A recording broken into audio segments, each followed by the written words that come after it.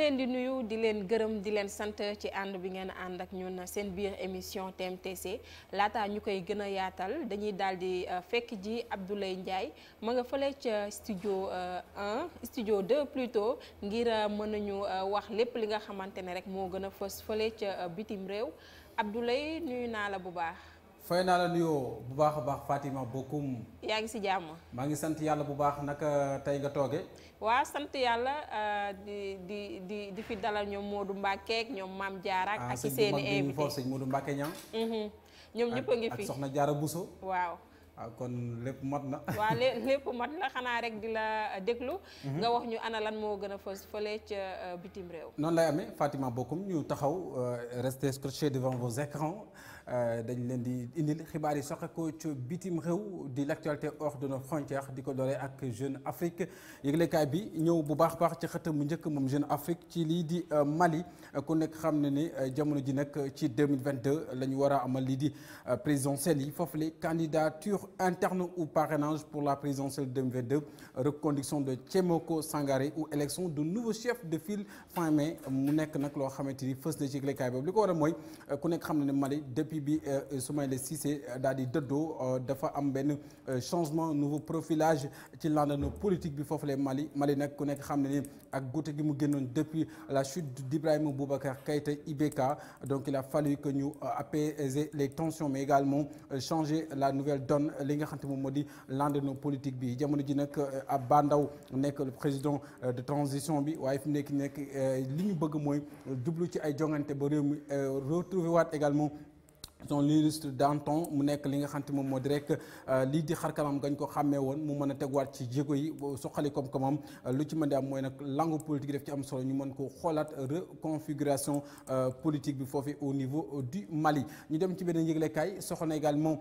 lii di lii di RFI bokk rajo France Internationale ñëw na ca Royaume-Uni Boris Johnson di le premier ministre britannique qui condamne les violences en Irlande du Nord foofee nag bokk na ci daanaka ab bus bu ñu taal mu tàkk jëppët ngeen gis noonu ci nataal bi waaye ay manifestation mu nekk loo xam nag ñooy woote appel au calme malgré que gis nañ ne li ko sooke bokk na ci Brexit bi amoon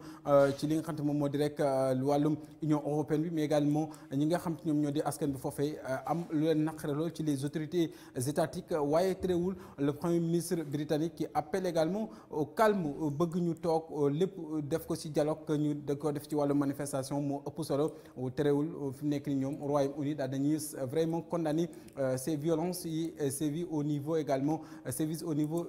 d'Irlande du Nord ñu dem ci beneen yëglekaay bokk na ci Africa News ñëw bu baax Fatima bokkum ci le G20 s'engage à intensifier l'aide aux pays pauvres la ñu bëgg nag mooy groupe yi nga xamante ñoom ñoo di G20 di les grands de ce pays de ce monde boog autant pour moi muy réew yu am doole lool am ak seen gafaka duun la ñu bëgg nag mooy réew yi nga xamante ne dañoo xaw a suufee lool seen gafaka ñuy wax les pays pauvres am jafe-jafe ñu mën leen a jàppale bu baax a baax te nag bëgg nañu ndimbal ga ñuy leen di dimbale ñu gën ko njaxlafal lool mooy seen mbir xemmem teef moo tax bu ñu demee ci yëglekaay bi Le Monde dañ ciy gën a xóotal bu baax a baax ci li nga xamante moom moo di rek ces engagements qui ont été pris lors de ces rencontres yi am Le Monde ne nag li nga xamante moom moo soxal lii di taxe yi ñu war a amal dañ koy amal ci li nga xamante moom moo soxal ci àdduna bi li nga xamante moom mooy jëm ci multinationales yi ci journal Le Monde la loolee fës jëm na ci li nga xamante moom moo soxal lii di vers une taxe mondiale sur les multinationales maanaam fexe ba yenn ci këru liggéeykaay yi nga xam dañoo tasaaroo ci àdduna war nga këpp taxes yi gën a am doole ndax dañu recensé que ne 245 milliards de dollars nekk na koppar yi nga xamante ni day moom la ñu duppee li naan mes ne maintain des paradis fiscaux loolee nag il va falloir que ñu également jouer rôle wàllum inégalité boobu ñu fas yéene ko dini ba fexe ba li nga xamante moo di multinationales yi ñoom la ñu wàccoo ak wàllum lii di fisc ak lépp lu jëm ci wàllum yamale ñu mën caa dox bañ caa indi lenn lu ñuy gàll góosel moo tax ñu ne vers une taxe mondiale sur les multinationales ñu dem ci benn yëglekaay dem ci The New York Times Fatima Bokoum yëglekaay ab États-Unis d'Amérique boobee bu réewum Joe Biden le 46e président des États-Unis d'Amérique ñëw na ci les relations également qu'entretiennent lii di les États-Unis ak la Chine fexe ba lii di Pékin ak Washington nekk nag gën a rataxal diggante bi plus de des décennies ñu gis ne ñaari réew yooyu daanaka du ñu jaarab taal loolee nag fi mu nekk nii bëgg nañ cee taxaw ba jamono ji ñu ngi ci ay jéego yu am solo fas yéene rataxal diggante yi. ñu dem ci wàllum tàggatam jeexale ko ak l'équipe ñëw bu baax a baax ci démb li amoon ak jaloore lii di PSG di Paris ñu gis bu baax légende kii di Mbappé déjà dans la légende nekk na ci buteur yi gën a am solo ci Ligue des champions yi ginnaaw bi nga xam ne doublé na démb ci pelouse bu Bayern Munich ci àllarba ji démb ci ngoon ci quart de finale aller des Ligue des champions 3-2 Kylian Mbappé nag daal di daanaka wanewaat dëgg mëninam ak taxawaayam moom mi nga xamante ni am na ñaar fukki at ak ñaar à 22 ans l'attaquant du PSG explose tous les temps donc de passage ñu dem ci AS ba tey ci restons toujours dans ce même registre Bayern PSG la presse européenne ñëw na bu baax a baax ci Mbappé la presse européenne en sens Mbappé injouable bokk na ci nag les titres d'un journal bi nga xam ne fësal nañ ko ci festival de Mbappé noonu la ko fësalee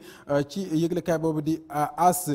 PSG nag fi nekk daal am na dëgg-dëgg gone goo xamante ni wane na fulla ak faydam ci wàllum jongante yi rawatina Ligue des champions jeexle ko ak Mundo Deportivo bi ñëw ci classico bi nga xamante ni soxal na également Lionel Messi qui va disputer ce samedi son 45e classico et égaler le record de Sergio Ramos. Le bilan de Messi est de 19 victoires, 11 partages et 14 défaites. Rappelle lundi Deportivo. Messi nag dina inscrire déjà 26 buts au cours de ses 44 premiers classicos yi am record absolu boo xam ne di Stefano ak Ronaldo ñoom ñi ngi arrêté woon ci 18 pour le compte du Real. L'attaquant argentin bii di 33 am âge 33 ans donc est toutefois resté muet lors des 6 derniers duels. Barcelone nag fi nekk ni war na jël la tête de la Liga en cas de victoire à Madrid bi nga xam ne ci dibeer ji lañ koy xaar ak Atlético dimanche la ci Betis Séville mu nekk nag li gënoon a fës yëglekaay c'en est tout pour cette page consacrée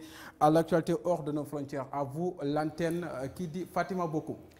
jërëjëf Abdoulaye Ndiaye lépp leer na macha allah tey nag da nga war a ñëw wéttaluñu wala Abdoulaye dem nañ waaw ma ne tey da nga war a ñëw wéttali ñu waaw bon mais xam nga comme sëñ Modou Mbacké ñaa mi ngi fi moom waaw mën naa jàpp ne moom daanaka mat na ma fa njiit maanaam kilifa la bu fa teewee rek teewaaleel nañ ñëpp dëgg la li nga xamante ni daal dinañu fa daal teew dëgg la kon ñu bàyyi la nga dem noppaliku ji jërëjëf Abdoulaye Ndiaye bonsoir chers téléspectateurs c'est toujours un plaisir de vous retrouver yéen a ngi seen biir émission toi-même tu sais comme ni ñu koy defee saa su ne si jeudi bi nag xam ngeen ne Mame Diarra moom mooy star bi waaw Mame Diarra Pune Fashion tey nag mu indi ñu li nga xamante ne mooy ci la ñu bokk Mame Diarra maa ngi lay nuyu bu baax a baax gannaaw boo nuyoo téléspectateurs yi nga wax ñu tey lan nga indi.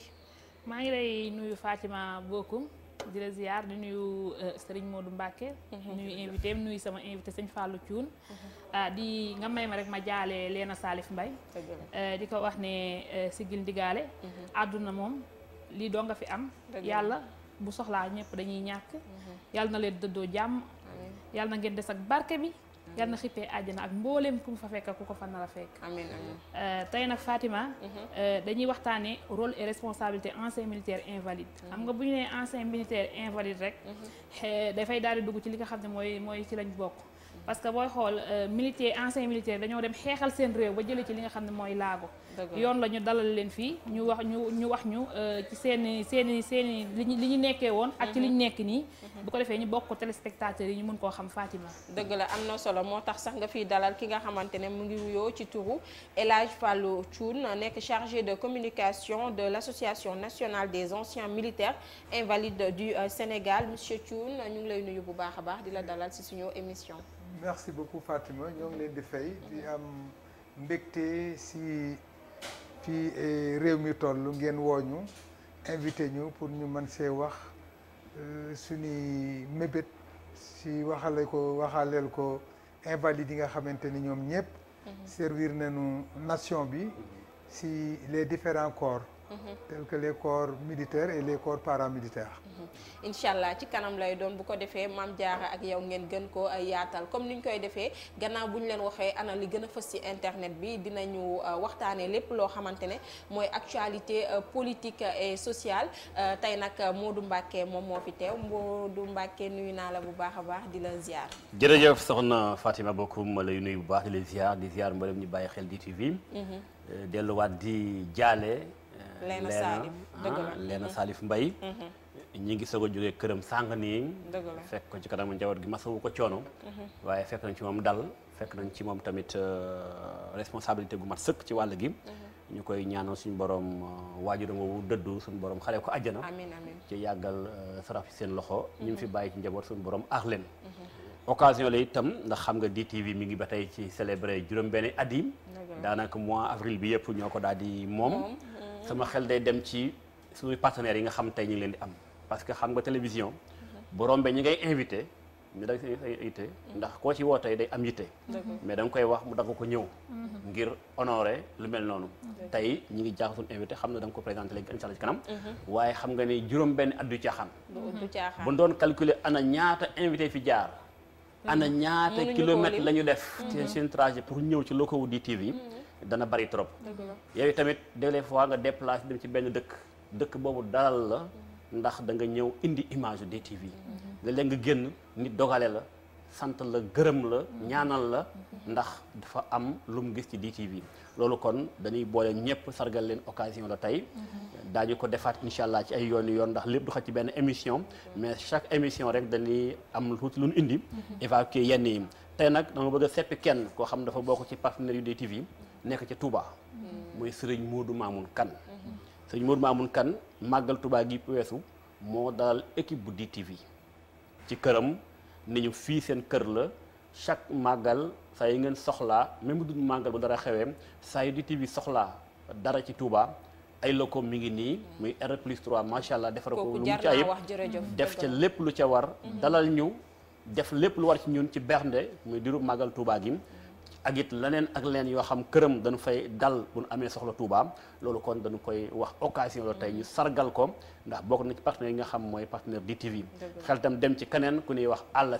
Alla Sylla di sama mbokkum sama nijaay nekk ca Touba moom itam chaque màggal day jàppale équipe bu DTV ci lépp luy tax ba ay xéewal mën a àgg ci ñoom loolu kon dañ leen di seppi tey sant leen gërëm leen ci ni collaboré ak ñun ndax 6 ans du ay caaxaan ku ci nem foo toll rek da nga am ñoo seppi loolu laa doon indi tey incha allah am na solo 6 ans du caaxaan ndax xale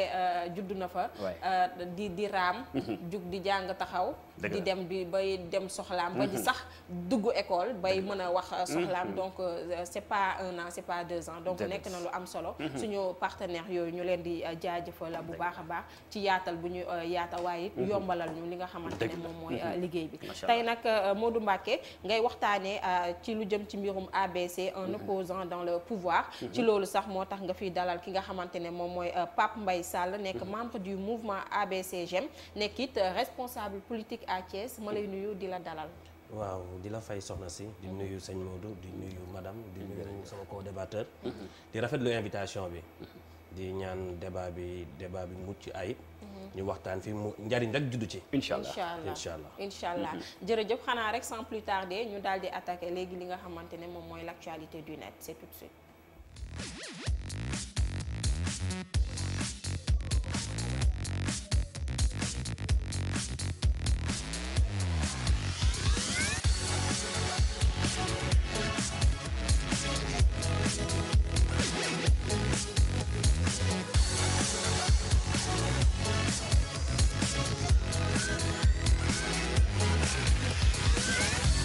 Seydi Gassama, on ne peut pas accepter que les homos soient torturés, lynchés ou traqués. waaw Seydi Gassama moo jiite section Amnesty bu Sénégal di sàmm àqi doomu aadama démb ci point de presse bu mu doon def dafa bécc ay kàddu mu ni ci Sénégal duñ fi nangu mukk ñu fi torturer borom ñaari tur yi wala ñu leen di dóor wala ñu leen di bunduxataal wala ñu leen di boddi ci biir askan wi. fi mu ko teg nee na bu ñu waxee droit de l'homme état Sénégal dafa am obligation ku ci ne ci sénégalais yi mu sàmm sa karange waaye itam sàmmal la sa vie privée loolu moo tax Seydi Gassama nee na Sénégal waruñoo bàyyi askan wi di duma ak di def lu dul noona ñi ñuy wooyee borom ñaari tur ci biir Sénégal mu ñu nag état dafa am obligation ngir aar leen yemu ca yokk na ci mbirum daara yi tamit nee na donc daara na ci mbedd mi tamit nee na lu war a jeexal la ndax nee na nekkul lu jaadu Seydi Gassama wax nee na xale yi dañuy sonn dañuy def nangam ak nangam ci mbedd mi loolu lépp la boole ni dafa war a jeex ci biir Sénégal. d'accord monsieur Sall nga am ci ban gis-gis ci borom ñaari tur yooyu muy wax. waaw sujet bu sensible doon loo xam ne ni ñun dañoo jàpp dañoo am ay valeur Sénégal dafa am ay valeur Sénégal dafa am culture Sénégal dafa am cosaan am ñu ko jiite ci wàll ba mag ñooñu mënuñu leen fay dindi question yooyu noonu mag ñi dañ cee wax ba pare bu ñu bàyyee suñu ànd rek ànd bu ñu demee ci fekk borom nañu delluwaat ci suñu cosaan nañu delluwaat ci diine gi delluwaat di déglu magu diine yi loolu rek moo mën a demale Sénégal kanam loolu rek moo mën a tax Sénégal teguwaat ci raay mais tant que ay légalisé ou non yooyu faux débat la amul sens. waaw nekk na loo xamante ne comme vous venez de le signaler dafa nekk sujet boo xamante ne bu sensible la. Mame Diarra nga am ci ban jàngat. waaw man xanaa leena sax Fatima jàngat bi ma ci am rek mooy góor jigéen. bëgguma sax tudd tur. waaw waxal ñaari tur borom ñaari tur. du lu ñuy rafetlu. rafetul te bokkul ci suñuy yëf ñun Sénégal. ku xam Sénégal xam ne dafa am lu mu baaxoo dafa am lu mu làmboo. man ci sama gis-gis bu gàtt warul sax am bañ naan waruñu leen torturer wala war na leen torturer warul sax am ci réew mi. parce que bokkul ci suñuy yëf. léegi nag affaire bi mooy justice populaire ku ne xam nga ni baaxul justice populaire fajal sa bopp. ku ne xam nga ni baaxul ndax tey mën nga gis nit rek neexu la nga jiiñ ko affaire borom ñaari tur dafay am su ko defee waa koñ bi jàpp ko dóor ko parce que ma mës naa assister benn scène bu mel noonu koo xam ne dañ koo gis muy daw rek boobu dinaa ci mu naan làq leen ma ñu naan buñ ko làq kër gum dugg ñu génne ko xam nga loolu aussi c'est très dangereux parce que nit su nekkee ci besoin mu nekk ci foo xam ne dañ ko nar a sonal ñu nar ko rey yow war nga ko protéger ba nga xam ne dinañ ko mën a jàppale ba nga xam ne ñi ko bëggoon gaañ duñ ko mën a gaañ mais bu fekkente ne fu mu dugg ñu dàq ko te doomu aadama ku ne xam nga nit ak lu ko yàlla mooñaale dafay nekk loo xam ne vraiment dafay xaw a doy waar mais borom ñaari tur moom bokkul ci ñun Sénégal. waaw papa nga am ci ban gis-gis. waaw man de fi Modou daaneele léegi rek ndax ñun xam nga diine moo ñu ñor si la ñuy judd moom la ñuy duy mais li ma si naqaru nag maanaam mooy li mu jël ndongal daara yi jegele ko si te je pense que nii mu wax ba ni état war na mën a protéger ñooñu ñuy wax dëgg yàlla moom bu si tegoon ni nag ndongal daara yii nekk si mbedd mi état aussi war na leen a mën a jàppale ba nga xamante ni wax dëgg yàlla dinañ leen gis ñu nekk si environnement bu décent bu baax bu rafet mais nag nii mu ko waxee man ñun rafetle wuñ ko te képp koo xamante ni yaa ngi dund l'islam gëm mag ñi doo ko rafet. au fait moom si c'est deux sujets différents au fait dafa wax ci lu jëm ci mbirum ñaari borom tur yi. waaye it mu waxaat beneen sujet jëmale ko ci xale yi nga xamante ne. ñoom ñoo nekk ci mbedd bi. mu ne na leen état comme ni nga ko souligné léegi na leen état jàppale na état fexe xale yooyu également ñoom ñu génn ci mbedd bi. au fait jëlul sujet bële ak bële daal di leen. dendale mais dafa def ñaari sujets yu différents mu ne ñële waruñu leen buntu xatal ak yooyu waaye tamit ndaw ñi nga xamante ne ñoom la ñuy fekk ci mbedd bi na état fexe jëlee leen fi nga xamante ne moom mooy également ci mbedd bi Modou Mbacké Mame Diarra mu souligné lu am solo waaye tamit parfois est-ce que population bi aussi duñu xaw a juum parce que nit tamit mën na laa eenal bëgg a tilimal sa der taxal sa der wax ne kii diw lii la nga dem fenn nit ñi di la buntu xatal comme nu mu ko waxee foo dem rek ñu daal di lay génnee foofu tamit dafay xaw a am jiixi jaaxal dañ cee war a tey peut-être boo gisee nit di def ay acte contre nature war nga koo mën a jël dem jébbal ko ki nga xamante ne moom mooy yoon waaw man fi may ñëwee mooy ci li ñuy wax défenseur des droits de l'homme c'est vrai que Seydi Gassama dafa opté maanaam moom dafa tànn taxaw ni man damay défendre lii ak cause yi parce que bu taxawee défendre borom ñaari tur yi loolu dafa nekk ci rôle am moom kon nag da ngay défendre ci ban côté xaaral ma wax la ku ci ne pas défendre peut-être ci lu ñu doon mais ci dóor gi ñu leen di dóor wala bi ñu leen di xam nga ku ci ne da nga choisir yow da nga choisir nekk journaliste Seydi Gassama dafa choisir moom bokk ci benn organisation bu jógee bitim réew law ba Sénégal di am lu ñuy défendre kon moom mi ngi ci liggéeyam waaye ñun Sénégal waaw dañoo war a nangul la majorité des Sénégalais li nu gëm li nu bëgg a doxal tamit ñu mën leen koo organiser ban mën caa dox ndax dafa am ñu ne bitim réew bëgg ni fala budda ala kuléal ñoom li ñu bëgg mooy la xew seen réew mu seen ay réalité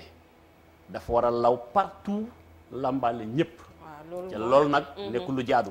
askan woo gis dafa am laytaay bu ko laytaay askan woo gis dafa am nu nu gëmee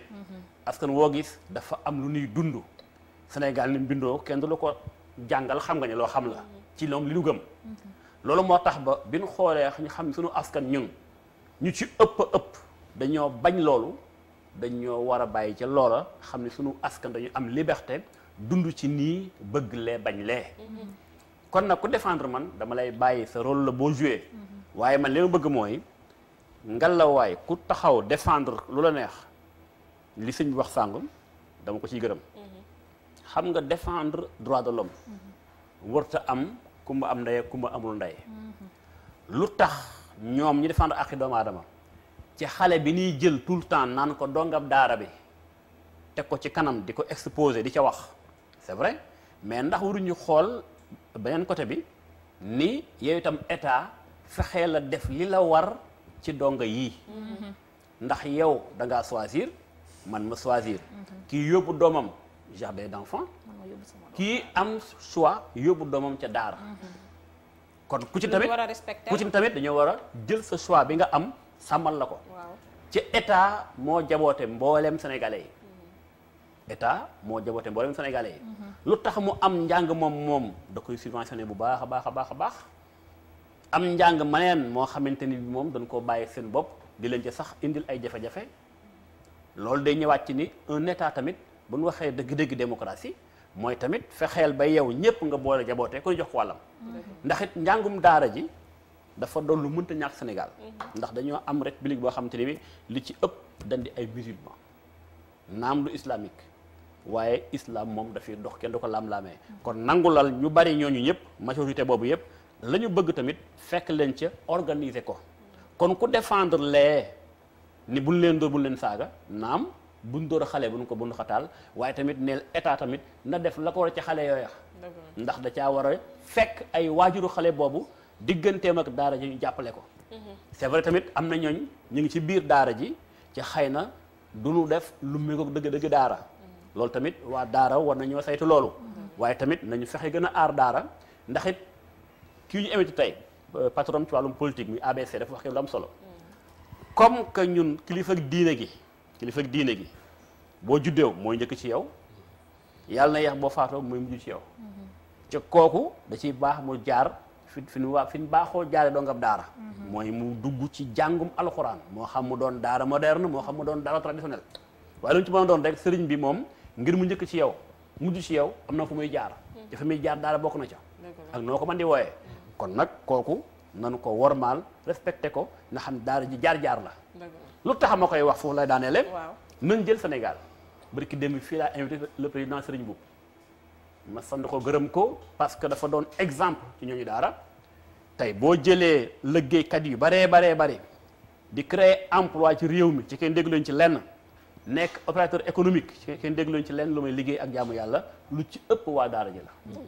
moo tax kon dañu war a fonk waa daara ji dañ leen war a fonk bu baax école bi nu muy génnee ay référence ay royukaay daara ji tamit noonu lay génnee ay royukaay ay ñi nga xamante ne vraiment ku leen gis rek di nga leen naw non seulement ci seen doxalin ci seen nu ñuy taxawee mais également ci liggéey bi ñuy liggéeyal seen dëkk tout à l'heure nga laal tamit point bu am solo muy la jëlam ci mbirum islam fii Sénégal man defe naa ne islam sax ku koy jéem a xeex wala dara boo moytul yow ci sa jëmm bopp yow yaay mujjee gaañ sa bopp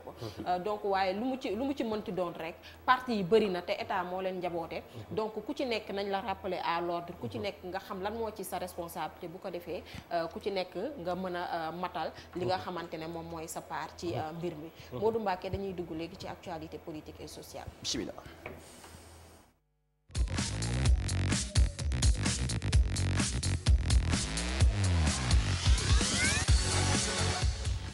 waaw Modou Mbacké ABC un opposant dans le pouvoir. ab laaj la. boo xool ci ginnaaw dafa am point d'interrogation.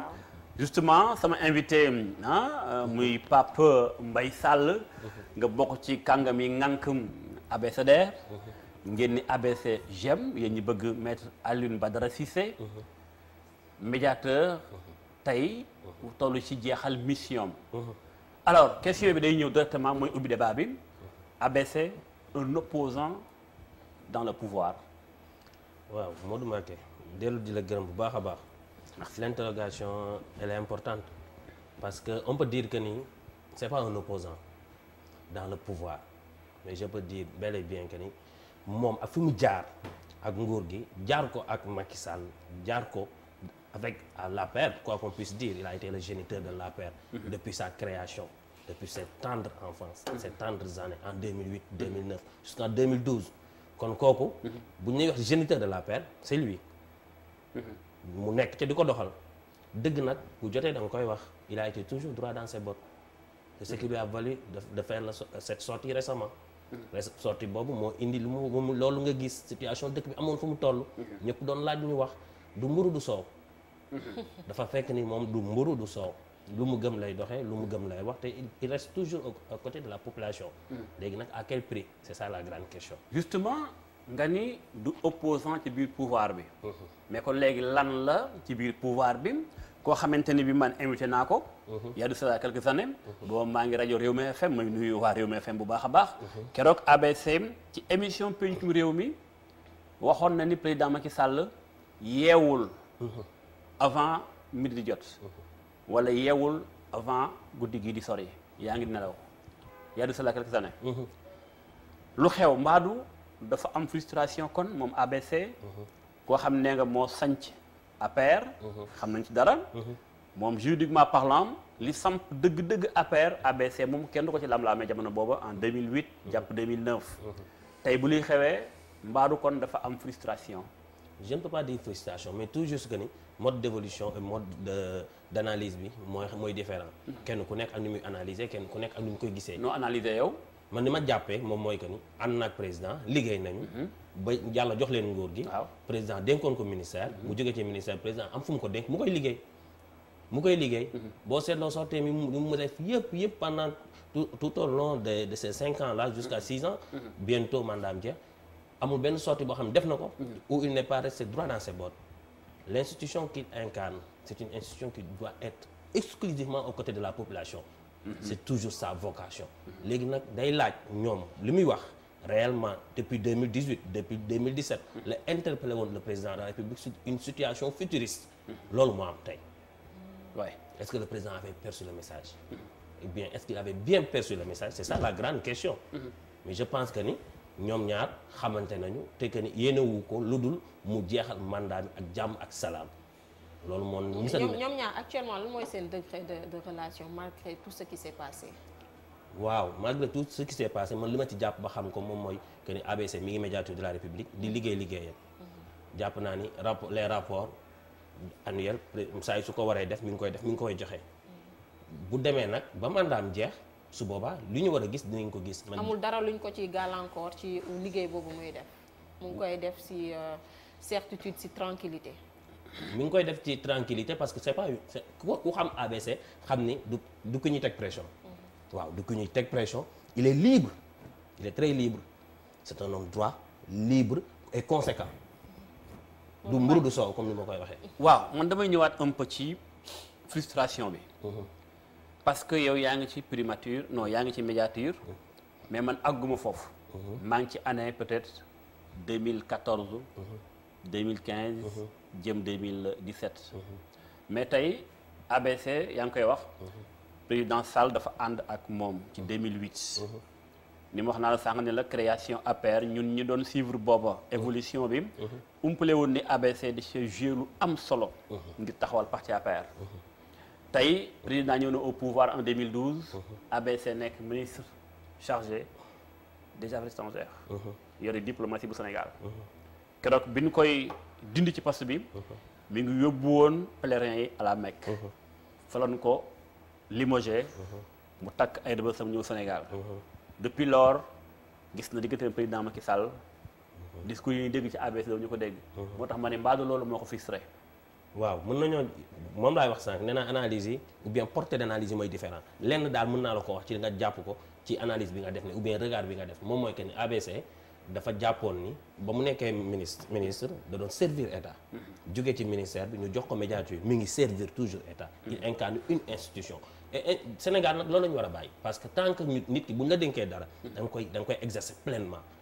am toutes tes prérogatives ou bien bu ñu la ko joxulee nga jël toutes tes prérogatives nécessaires pour li ñu la dénk nga doxal ko bu ñu demee ba li ñu la dénk mu jeex su boobaa nag nga wax li nga war a wax def li nga war a def politiquement les gens peuvent apprécier les appréciations peuvent être différentes mais li ma jàpp ba gëm ko moom mooy que ni moom il a été toujours conséquent discours am depuis ba mu nekkee ABC ba ndi ko nit ñi xamee en 2008 ba mu commencé ànd ak Macky Sall ba léegi discours am changé wul nit ñi nag les collaborateurs ou bien d'autres personnes peuvent avoir des regards différents sur cette personne. mais est-ce que président Macky Sall mi ngi gérer dëgg-dëgg ni mu war a gérer ABC ni mu ko war a téye ndax mi ngi koy téye ak cër bi ABC am ci moom ak cër bi ABC am ci création parti APR. la question là elle est très importante parce que bu dégg woon ABC lu mu ko doon wax dégg ABC interpellation yu mu ko doon def depuis 2018 je dis pendant 2 ans là 3 ans bientôt 3 ans. ABC interpellé woon na ko sur une situation futuriste bu war a am tey jii nii lii moo am interpellé woon na ko sur comment on doit réguler la situation du pays interpellé woon na ko ba mu jugee Fouta interpellé woon na ko ba mu jugee Casamance sur toutes ces différentes questions ABC da ko cee interpellé woon mais le message n'a pas été clair ou bien le message n'a pas été bien perçu du côté de l'autre côté c'est ça qui fait que aujourd'hui nous en sommes là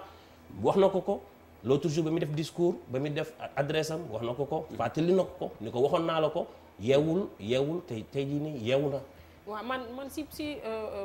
processus communication bi laa bëgg ñëw parce que ABC moom ak président Macky Sall fu ñu jot a jaar depuis le début defe naa ne xamante bu ñu jot a xamante ba responsabilité yi ku ci nekk na nga ko amee. Comment ça se fait moom tey buy def communication jàllale ko ci moom mu bañ koo mën a dégg. Est-ce que ci ay këyit rek la war a jaar war a toog woo presse bi daal di def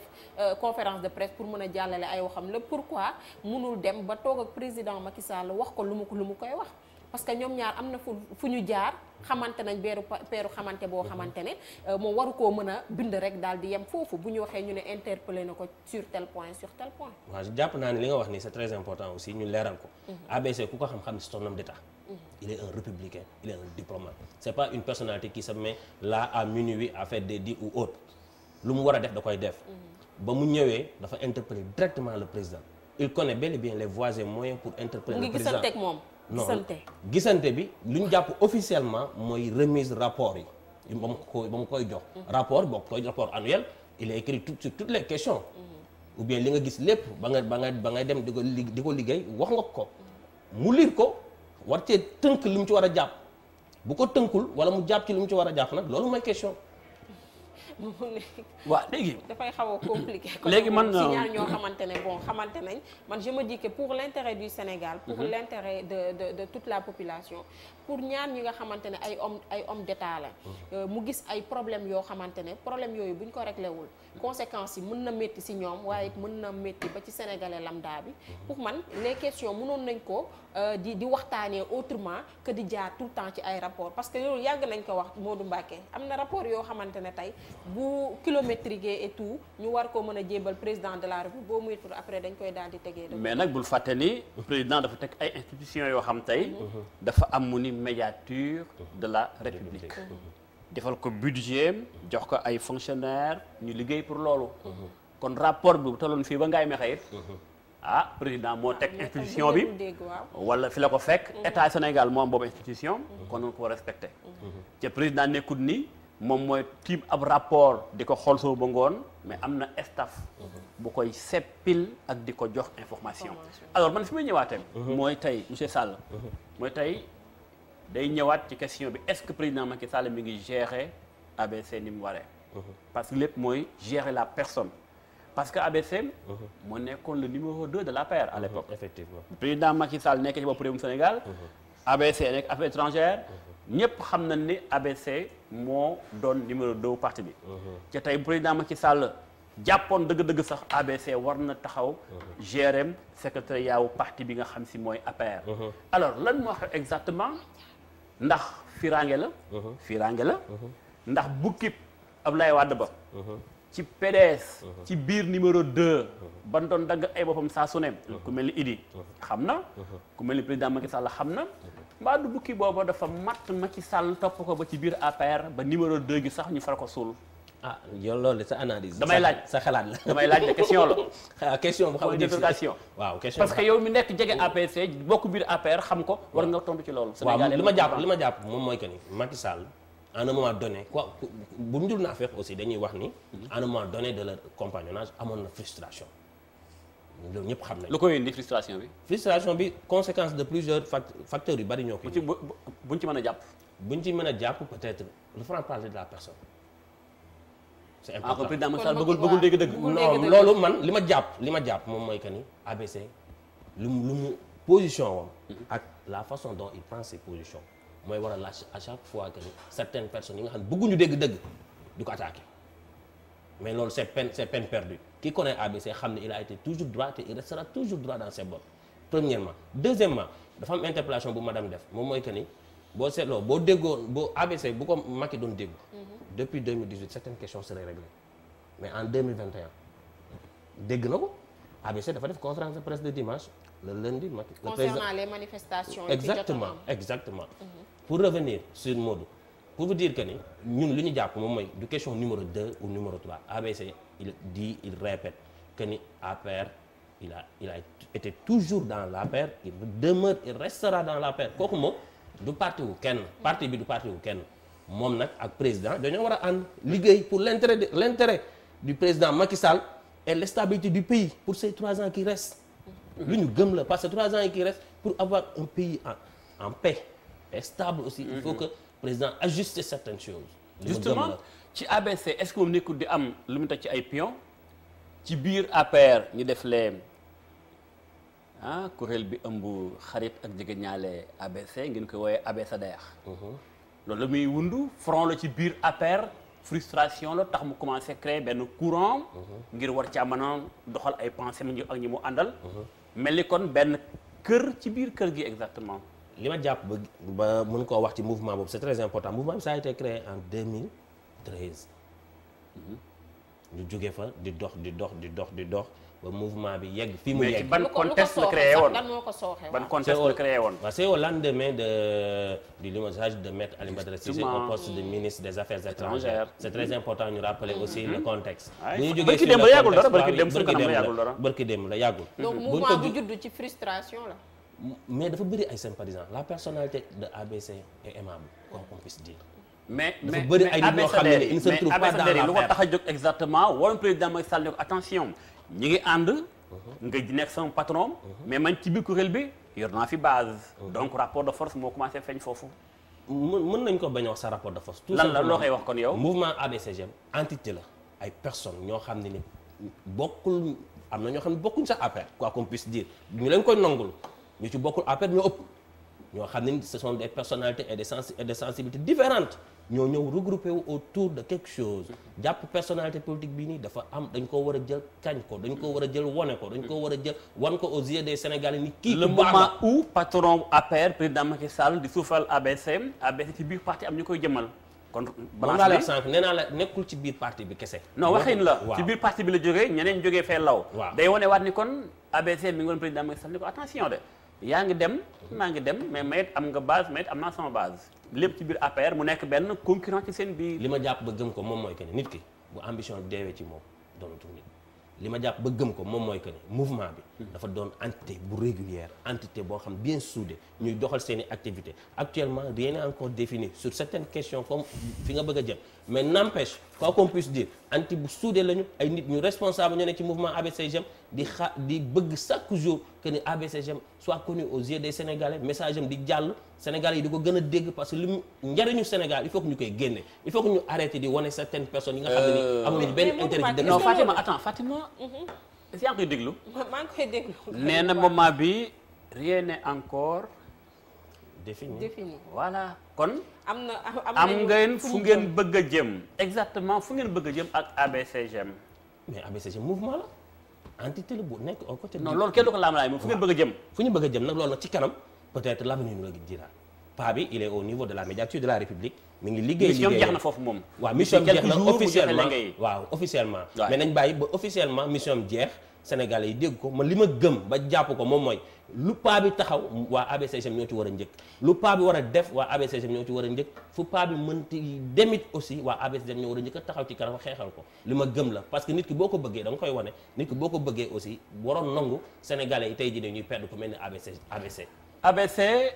moo nar a doon kon candidat APR en 2024 comme que sànq yaa ngi naan gunge président Macky Sall ba mu jeexal mandat bi xam man damay dugg sa wax booy wax nag. xam naa da ngay déglu bu baax a baax moo tax man leeral la ni la ABC actuellement il est le médiateur de la République. non fii la kay noonu loolu moom bàyyi noonu. ambition non quelques heures wala quelques jours yu ndaw officiellement moom mandaam jeex na. mais ci biir wax bu ñu liiree sa biir texte bi tey entre les lignes ñi ngay waxee noonu tey. mais am ngeen lu ngeen benn dank fanal aw Bakar Feggu ci suuf. Bakar Feggu wi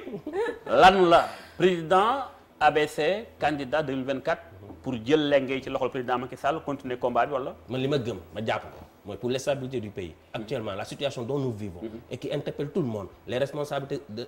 toutes les responsables de sensibilités différentes ñu bàyyi parti pris bàyyi mburoog soow yi bàyyi naxante yi yenn yi ñu bàyyi ko yooyu yëpp toog pour travailler pour l'intérêt du pays jeunesse bi mën a amaat liggéey espoir mën a judduwaat ci dëkk bi il faut que ñu àndandoo ñoom ñëpp retrouver autour de l'essentiel toog waxtaan après nag li ci des 2024 sori na yeggaguñ fa buñ fa avant ñu fay yegg peut-être les quatre mais Modou Mbacké lu mu wax lu mën a joxe waat na beneen information de nee na ñu bàyyi mburoog soow yi ci biir APR déjà ñu ngi contesté ànd Idi ak président Macky Sall beneen frustration ci biir frustration yi fi nekkoon tey non man jàpp ma ni sax ay mais justement mon cher jàpp ma ni sax ay frustration l'essentiel que ni moom mooy que ni la personne mais boo demee banaan tey ñu bàyyi mburoog soow yi ci liggéey ngir Sénégalais yi ndaw yi am xëy ça montre que kon mburu ak soow bi ànd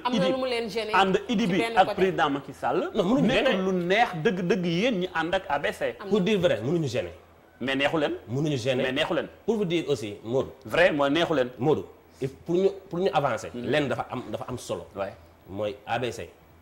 dafa nekk médiature di fa liggéey mandaam léegi mu jeex comme ni nga ko waxee waaw baa ma yegale mandaam léegi mu jeex ambition bi nga bëgg a wax ou bien li nga jàpp sa xel yaakaar ko damay laaj de waaw da ngay laaj parce que li nga ma tegal ci taabal ji moo tax ma laaj yow bi nga tàmbalee wala sa communication dama ci gis ay ingrédients yu tax ma laaj lii xam naa bu baax li nga wax ci ingrédients yaa ko joxe waaw ma wax la ni la ñun lu ñu jàpp ba gis ko ba xam ko mooy que il faut que ñu travaille autour de l'essentiel avec qui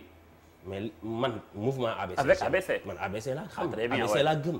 man gëmuma kenn kon yéen commencé tourner page président Macky Sall non newuñu sax ci logique boobu logique politique boobu newuñu ci pour dire vrai les choses moom ay calcul politique ay dugg fii génn fi newuñu ci man li ma gëm moom mooy que ni ABC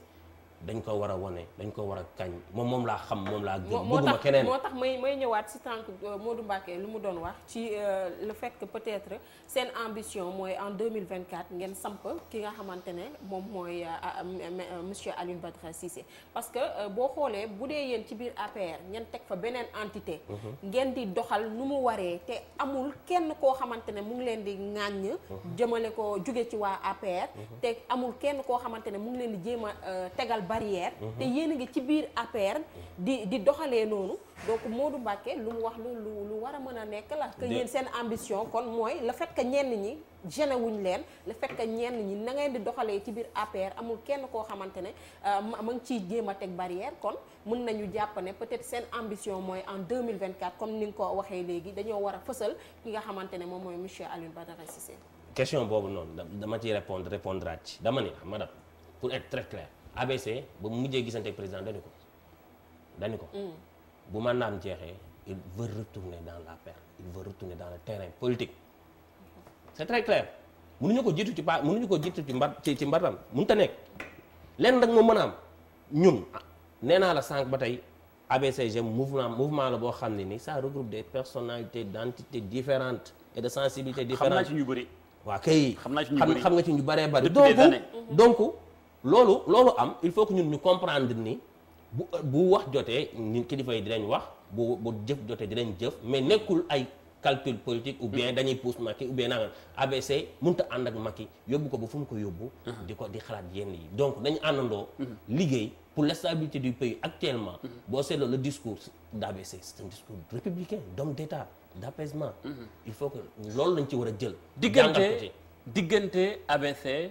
ak leader yi opposition bi naka la demee seen relation je suis dans l'impossibilité de dire que ni diggante bi ça parce que moom il est un homme d'État bari na ci ay xarit moom daal doon wax. non yéen ci seen biir mouvement am ABCGM. lu ngeen def ak kuréelu opposition bi. non on ne travaille pas encore avec les sensibilités ou bien partis de l'opposition ça moom pour être très clair. ñun entité lañ ñu ngi liggéey suñu biir di doxal li ñu war a doxal ci suñu biir mais pour vous dire. est-ce que yëg nga ni est-ce que yëg nga ci biir non xaaral damay daaneel foofu est-ce que yëg nga ni ci biir damay conclure ci foncier boobu est-ce que yëg nga ni ci biir APR. am na ci. ñuy tuumaal yéen ABCGM ba ci seen leader maître Alioune Badara Cissé que ni mi ngi liggéey suuf ak yéen ci opposition bi yëg ngeen loolu. non yëguñu ko dëgg yàlla moom laa doon wax sànq am na ñoo xam ne ni ils sont toujours dans des suppositions non d'accord ba tey mais loolu amul sens wala nga am ko nëbb ko. non je dis et je répète loolu amul sens am na parole yoo xam ne amul sens ABC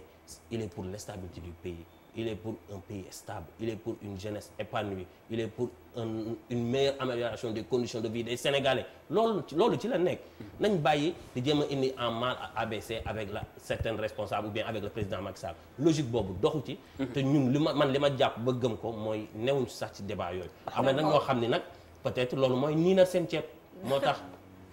d'accord Mame Diarra. sànq dama dégg nga ne ABC mu ngi ci APR il demeure et il reste. loolu laa dégg nga wax. ma jàpp ne bu fekkante ne moom mu ngi ci APR il demeure et il reste kon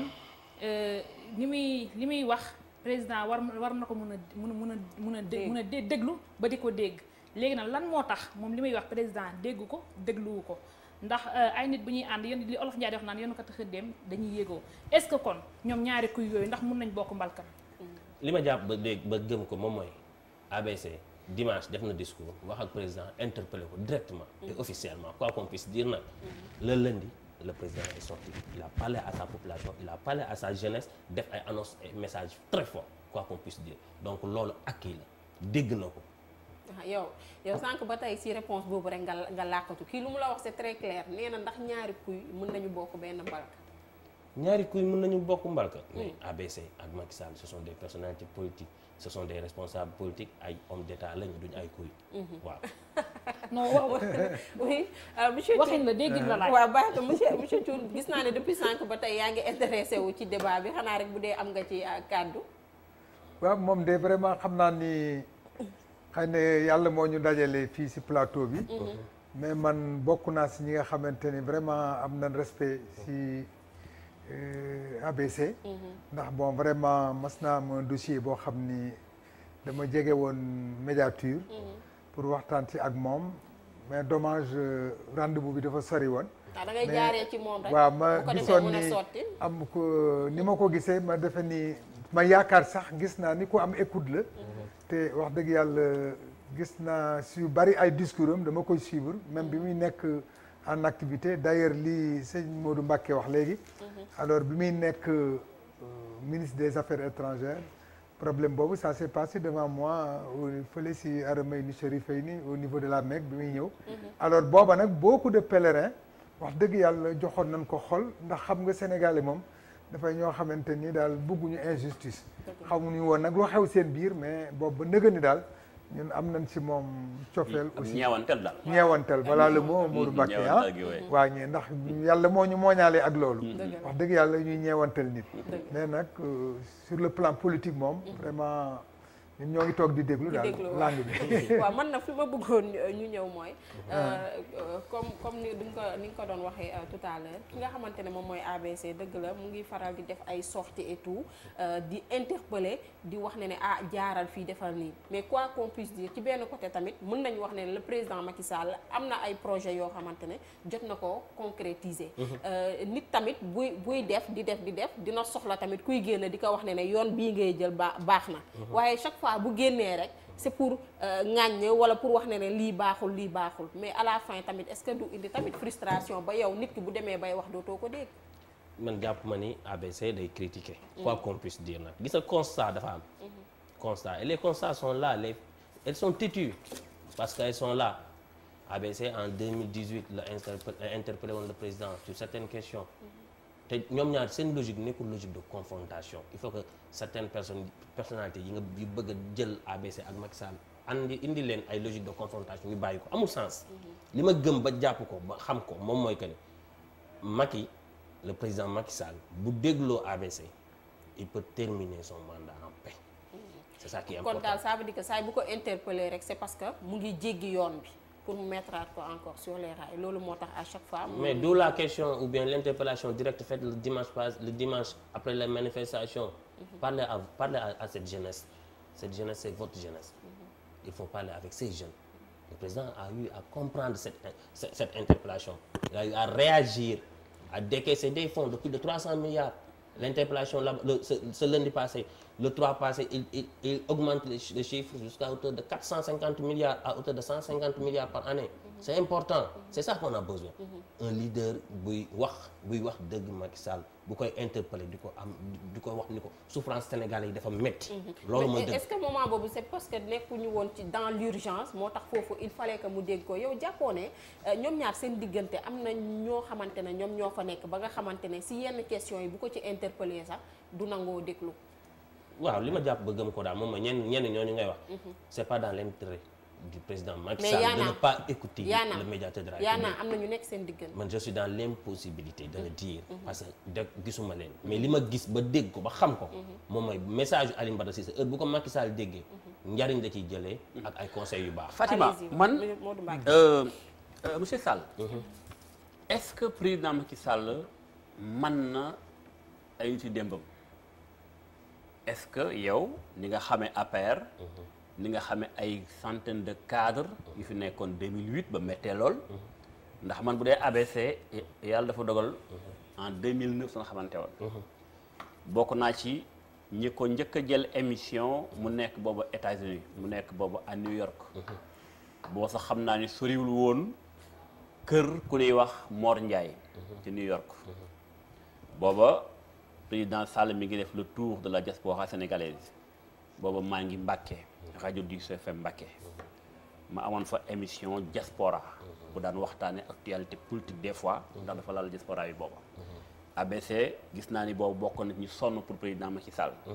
mais tey est-ce que président Macky Sall man na ay ñu démbam des naa mën nga bëggee dégg-dégg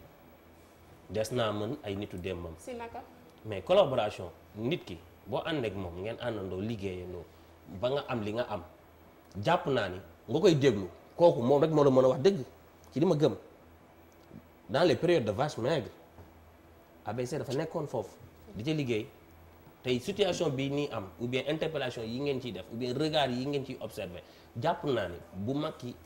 amoon dos large comme on le dit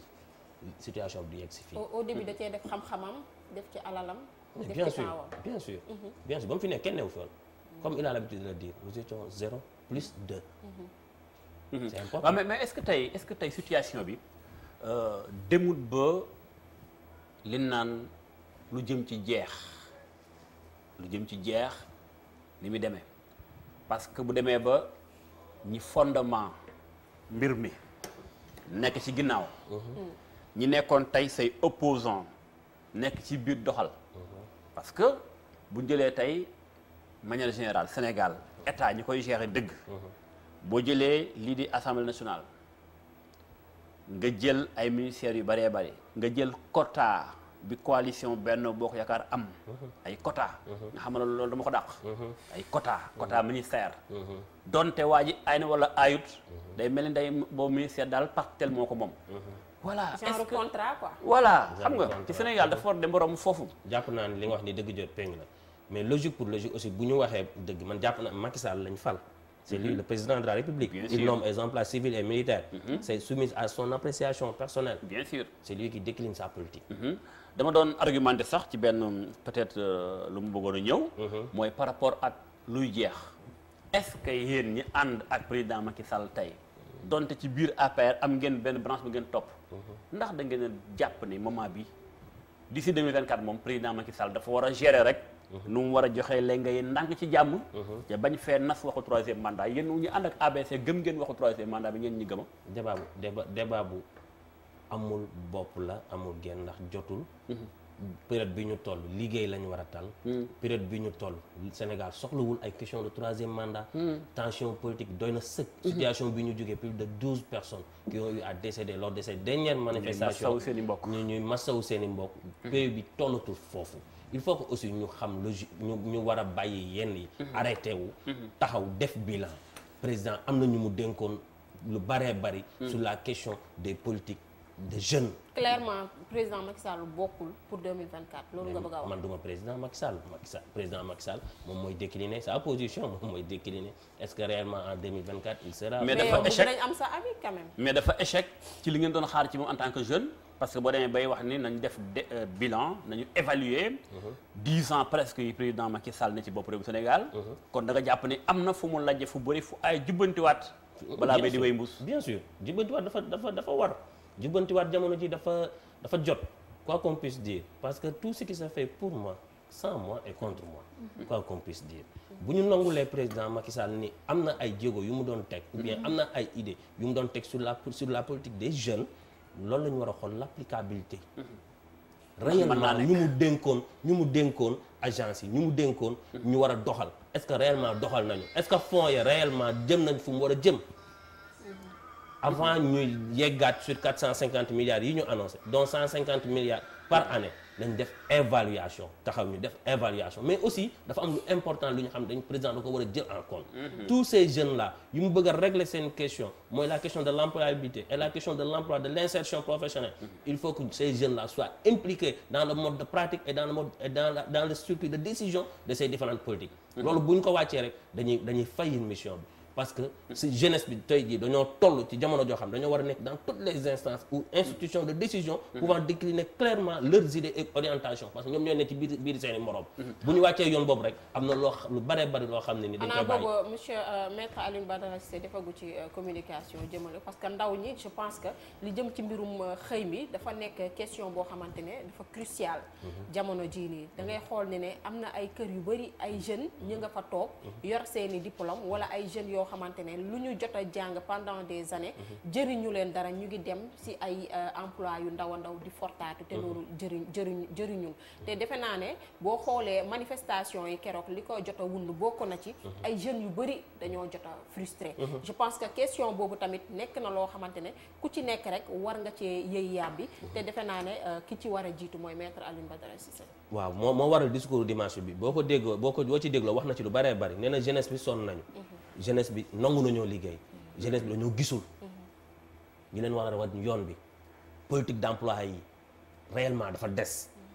président nag jamono ji moo war a jël certaines décisions mais avant tout avant l'évolution la mise en exécution de ces 150 milliards pour cette année il faut que ñu def évaluation mais il faut que aussi cette jeunesse là soit bien représentée dans toutes les instances ou bien organes qui sont mis sur pied. On en a marre des débats, on en a marre aussi de tous les colloques ou autres où on nous met des personnes âgées. yow en tant que jeune bu ñu jëlee autant d'argent pour mën ko dugal ci xëyu ndaw ñi te ñuy gis ne à chaque fois rek day am ay gàllankoor pour yow en général ñoom fan la ñuy manqué. Mais l'applicabilité la mise en pratique des fonds mis sur pied. Parce que le président il décaisse quand il décaisse ou bien quand il ordonne certaines pratiques ou bien certaines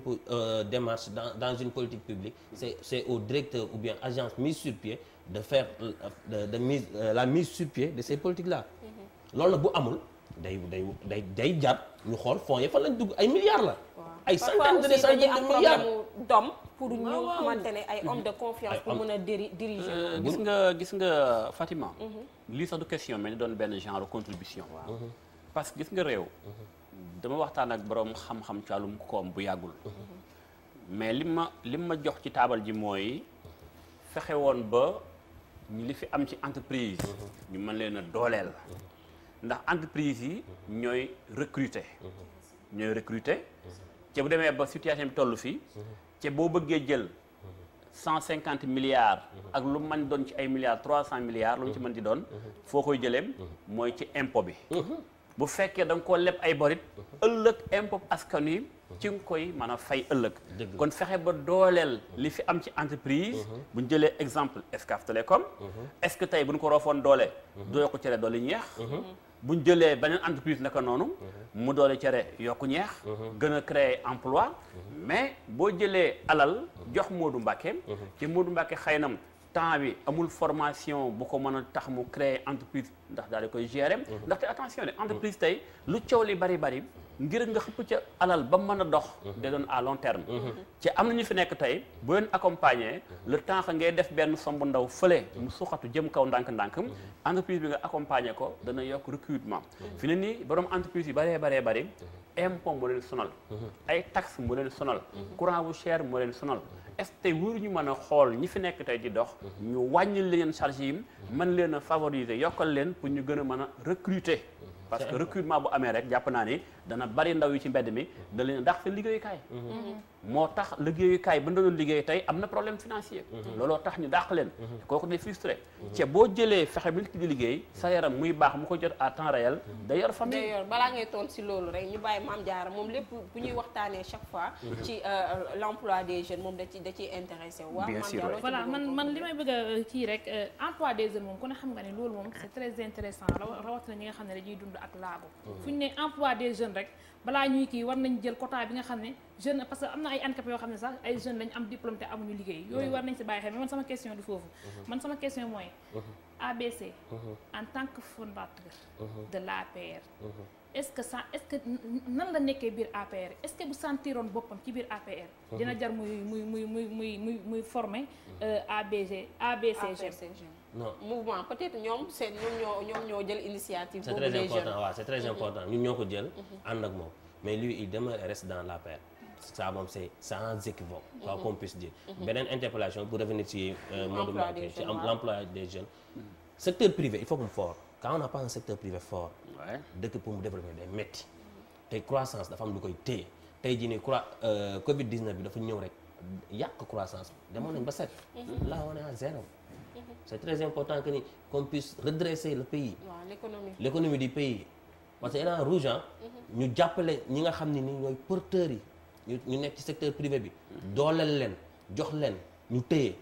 ñu bàyyi aussi favoritisme bi am favoritisme dafa bari soo bu fekkee sama parti nga bokk sama parti boo ci bokkee moom yow jàppal ne si bu dee 50% 30 yi yow yaa ko moom c'est ça il faut qu'on apprenne ni ressources yi sénégalais yi moom muy reste Sénégal à hauteur de plus de 80% tant qu'on n'est pas dans cette logique là dañuy sonal suñu bopp bu ñu yeggul foofu dëkk bi day continuer toujours ci pauvreté day continuer toujours jeunesse bi di laaj emploi xeex yi di bari te ñaanu ñu yàlla ñu dund lu ñu dundaatoon il faut que ñu xam loolu il faut que président mu interpellation yu ko jeunes yi def mu comprendre ko d'où l'intérêt aussi de 30% des jeunes dans toutes les institutions c'est très important jeunes yi ñu bàyyi leen xel ci institution ci instance de décision c'est très important parce que lépp looy def ngir ndaw da nga ko cee war a boole boo ko ci boolewul du ci gis boppam te ñuy def évaluation on ne peut pas prendre 8 ans c'est pas 8 jours ñu investir sur le secteur de l'emploi des jeunes ñu nekk fii ñu toll waaw dëgg la am na solo comme ni nga ko rappelé tout à l'heure rek ce que tu fais pour moi sans moi tu le fais contre moi donc loolu nañ ci bàyyi xel dañuy dugg léegi jàll ci si la ñu bokk avec Mame Diarra.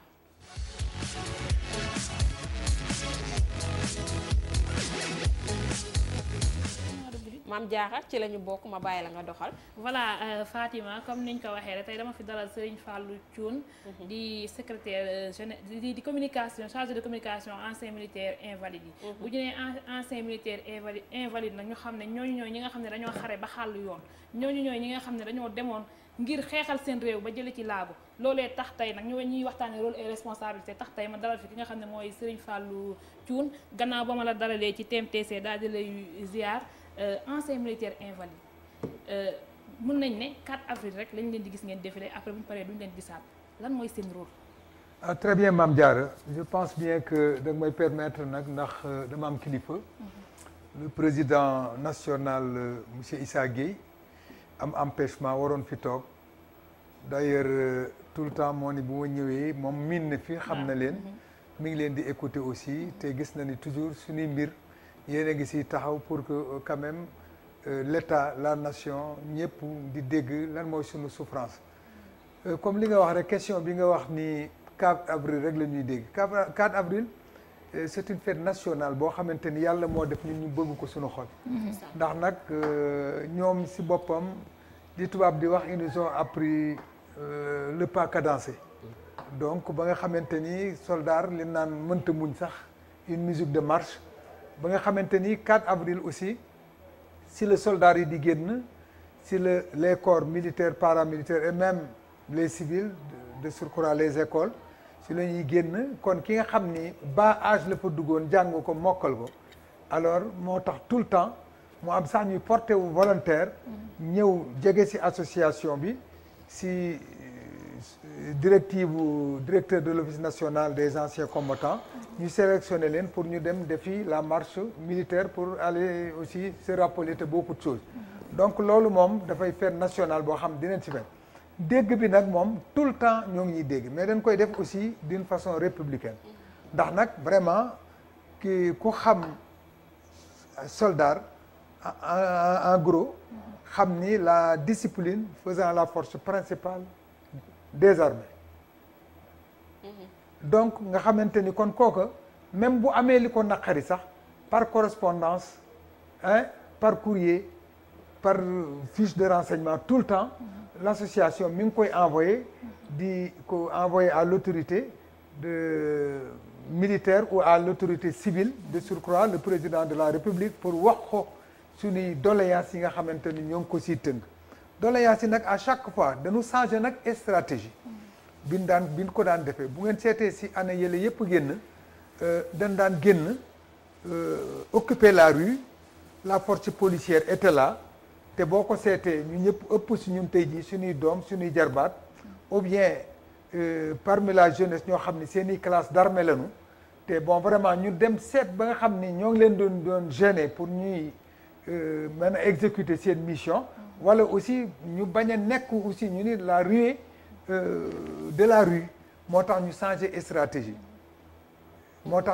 stratégie am beneen façon de communication bu ñuy doxal pour que état bi man di dégg suñuy doléance pour que ñoom it ñu xam ni ñoo ngi koy def si kaw sutura di ko def si tàgget d'ailleurs boo ngeen déggee le message bu veille 4 avril le président de la République il nous a cité les invalides nommément wax ni vraiment dina revoiraat seen condition de vie donc loolu aussi bon vraiment wane na ni kon antérieurement doléances yi ñu doon def d'une façon quand même disciplinée defoon ko en ordre de bataille moom jot na ko kon fa tubaar fakal la moo tax moom mu génne lii wax ñu ko kon nag Mame Diarra daal vraiment stratégie boobu rek la ñu changé mais ñoo ngi si am nag des résultats tout à l'heure avant may jógee si sunu locaux yi y avait monsieur le sous-préfet nous le saluons au passage de Dakar Plateau bon vraiment koo xamante ni à chaque fois bu daan dégg sunu mouvement d'humeur day ñëw alors yàgg na nag ndax yàgg na noo génn mais nag ñëpp xam nañ les lenteurs de l'État surtout loo xamante ni dafa jëm si ay modification de loi d'ailleurs keroog bi président waxee ni dina ko revoiraat alors ñu bari ils s'y attendaient pas mais gis nañu une grande surprise conseil des ministres bi aussi mu wax ni dañuy modifier waat loi bi pour que invalides yëpp mën ci gis seen bopp quand on parle nag d'invalide toujours ça sonne à l'oreille le mot militaire mais quand même dafa regrouper tous les corps militaires et paramilitaires et parmi nous aussi il y a les veuves qui détiennent aussi la pension d'invalidité te kon veuves yooyu aussi si la ñu bokk et certains des orphelins kon en gros daal vraiment Mame Diarra ñun si la ñu bokk moo tax bi ñu wooyee ñu sawar a ñëw fii exposer quand même d'une façon claire manquement yi nga xamante ni am na si suñu biir mbooloo voilà. président wax ci discours bi mu def veille 4 avril. ne dina revoir condition de vie ma jàpp ne ancien militaire invalide war na am condition de vie boo xam ne bu normal bu baax macha allah comme lépp ki di moo kenn mënu koo motale mais lu tax mu fixé wu est-ce que lu tax mu basé wu ci condition de vie ancien militaire invalide lan la condition de vie dafa baaxul dafa normal wala. nga baal ma rek papa balaa ngay tontu ci question boobu mu am xibaar bu jot a wadd léegi ñu ne ki nga xamante ne moom mooy le doyen des juges monsieur Samba Sall moom moo wàcc liggéey léegi ki ñu ko jox nag source bi di RFM Modou Mbacké defe naa ne xam nga ko bu baax le doyen des juges Samba Sall. waaw moo jot a wàcc liggéey léegi. voilà monsieur mën nga kii. mën nga loolu kay dafa bett ñëpp moo tax ma ñu tekk. waaw dafa bett ñëpp moo tax ma ñu tekk. li naan ñëpp ñu ngi jóge ci yàlla suñu borom danañ delluwaat. waaye nag di ko jaale. ndax bu fekkee mi ngi jóge ci suñu ay naataangoo yu RFM. waaw. du ñàkk ñun tamit la rédaction ñu ngi ci liggéey bi ci suuf incha allah. daañu ko gën a toppatoo. waaye ki fàttali moo doon saytu dossier wu Ousmane Sonko. d'accord fan yi la feebaroon. ban wax dossier bi léegi am na ku ñu ko jébal mu koy doxal. waaw en attendant ñu ciy ñëwaat dañuy ñaan suñu borom xaree ko aljana waaw yàlla may xolu muñ ñi nga xamante ne ñoom ñooy seeni waa kër waaw papa mën nga yeggal. voilà d'accord xibaar boobu aussi képp koo xam ne am nga sensibilité rawate nga aussi ngay jullit nga nekk ci benn plateau bu mel nii ñu tàggale nit la nga ci mën a def rek maanaam ci sa biir xol nga ñaanal ko yàlla yërmande yàlla na ko yàlla yërëm te jéggal ko. amiin li nga fi nga tolloon léegi di ko wax. je pense delluwaat si Mame Diarra. xam nga da nga ne si discours am dafa ne moom dina changer condition de vie ancien militaire invalide yi. ma jàpp ne ancien militaire invalide moom dafa war a am vie même bu normalu carrément mu am vie boo xam ne dina xam ne man mi kat xeexaloon naa sama réew. waaye sama réew ak sama njiitu réew lii dama fayee ndax condition de vie yooyu mu nar a saytuwaat dafa baaxul naka la demee wala. waaw xam nga dafa defar contexte bi. ak ban koy defar. ñu recopier ko ci les textes français mu ñëw fii Sénégal renouvelé ko en 1967 moom la ñuy wax la loi 67-42 xam nga 1947 ba dëgg ni quand même am na benn période. te nag condition de vie yi changé na. alors booba 1967 boobu bi nga xamante ni pension yooyu aussi ñëwaat na faiblesse bi ba nëgë ni daf si persister te léegi actuellement. da ngay seet le coût du loyer da ngay seet le panier de la ménagère et tout ce qui s'ensuit. alors loolu lépp nag léegi dafa ñëw wàcc ci kaw invalide bi. kon looloo tax mu ni dina ko revoiraat ndax loi bi fi nekkoon dafa souffrir ba pare ay manquements ba pare aussi répondre tout tamit ci norme vie quotidienne bi nga xamante ni moom le Sénégalais di def. bon bi ci des souvent ñu poser les questions wala nga gis ko ni bon. yéen l'armée qu'est-ce qu'il a fait pour vous ou bien les autres corps ou pas bon vous savez contexte la boo xamante ni je pense que am na ñoo xamante ni seen xam-xam sax màcc na si ndax ki nga xamante ni il était engagé volontaire wala mu def un concours professionnel dem dans un corps tel que la gendarmerie la police ou feneen ñëw di fa liggéey ba am fa ndog bu fa amee ndog boo xamante ni gis nañ ni capacité résiduelle bi mu yore léegi mënatu la liggéey mais ñoom dañuy wàccoog moom dépose présenter ko devant une commission de réforme. commission de réforme boobu aussi dañoo am ñoom ay barème ay guide barème yoo xamante ni ci la ñuy basé wu pour seet ban pourcentage lañ koy allouer. alors te loolu nag si texte yu njëkk yi si la nekkoon te texte yu njëkk yooyu dama ne même luñ la mën a defal dafay daal di faible jusqu'à présent moo tax nag moom it bi ñu ko expliquer mu gis ko les chanceliers les administrateurs ñoom ñëpp ñu leeralal ko ba mu leer moo tax mu ni moom léegi nag dinañ changer waat cette loi là pour que conditions de vie des invalides en gros et des veuves di mu mën a changer waat ba nu mën cee gis seen bopp. waaw damay jox rek monsieur Sall mu sànni ci kàddu parce que ki nga xamante ne dafa jug jël décision boo xamante ne néew na ci ay nit yu ko jël. muy lan dem xeexali sa réew nga dem ba ndogal daal di la fa fekk defe naa ne am na sax question yoo xamante ne ñoom waruñu ko woon jàmbat. dëgg la situation bu metti la ñoom dañuy dund. militaire invalide yi mu doon ñoo xam ne ni ñu war a accompagner. parce que ils ont servi l'État. ils ont servi l'État dans en fait au front. période bu metti bu nit ñi di nelaw ñoom ñoo nekkoon au front nekk ci frontière tëdd fa di gas ay camp di ci dugg di xool pour suñu sécurité ñun ñu ngi suñuy dëgg laal état bi dafa am obligation en accompagner leen dafa am obligation tey ñi nga xam ne dañoo invalide ñi nga xam ne tey jii nii dañoo ñàkk seen bakkan ci période de guerre ou bien période de tension ñooñu ñëpp état bi accompagner leen xool condition de vie de leur progéniture pour des lendemains meilleurs. parce que say doomu réew nag bu ñu lay xeexal bu ñuy xeex ngir jàmmi réew ma dañoo war a dégg dañ leen a war a kañ. mettre leen dans de très bonnes conditions. bu ñu yegsiwul ci point boobu day am problème. dëgg la waaw bu ko fàtte nag dégg nga balaa maître di jeexal mandat am comme ça mu gis ko ñu mën ko mu mën leen a jàllalal seen communication Mame Diarra une dernière question balaa ñuy dem page publicitaire. dernière. oui dernière waaw dernière. waaw temps bi moo ñu xaw a daw. waaw baax na ba tey. kon damay ñëw rek ci dernière question ma boole ñetti question def ko benn question. non def ko benn. mu jeex.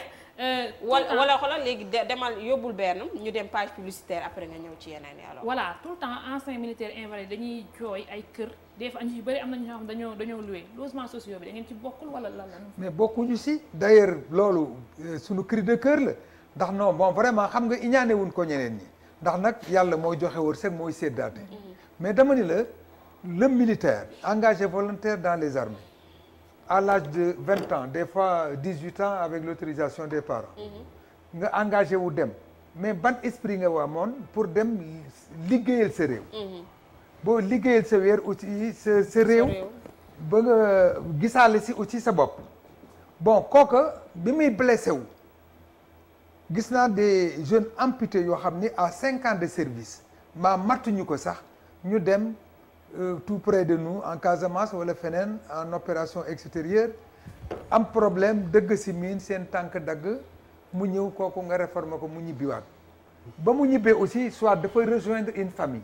te famille boobu mu jege woon famille ba dafay màggaat y a des ayants droit ñoo xam ne yéen a ko bokkoon si biir famille boobu nag moom ak pension bi mu am vraiment waru see mën a réaliser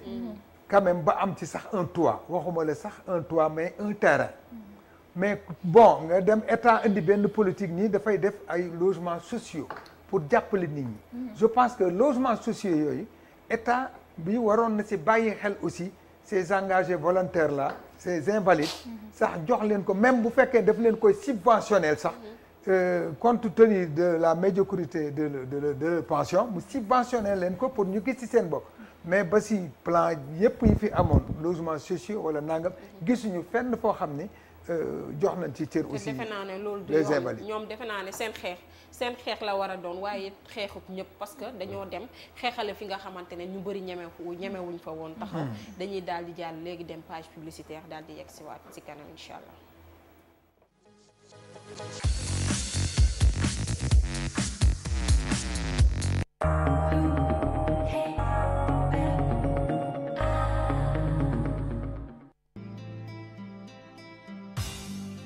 Toute l'actualité nationale et internationale. Vos émissions préférées et les débats les plus chauds. Vos émissions et plateaux religieux. Le meilleur du sport de chez nous et d'ailleurs. Les films, les séries du Sénégal et du monde. Et les émissions préférées des tout petits comme des plus grands. TNT by Excaf, un pur concentré de tous vos centres d'intérêt et divertissement.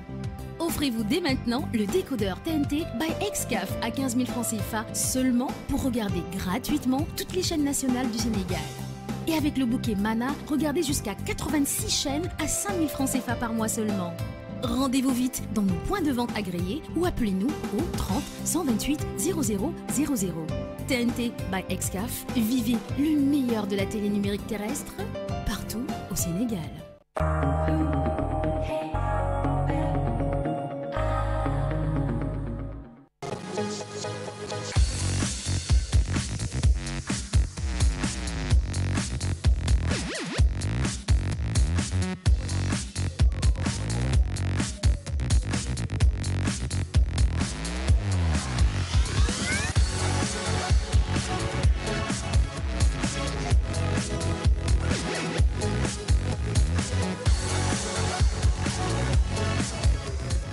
ñaareelu pàcc émission toi-même tu sais di leen ci gërëm di leen sant bu baax ci ànd bi ngeen ànd ak ñun ba tey Aïda Mbène Dias nag mu ngi ñuy xaar fële ca studio 2 Aïda Mbène na nga def.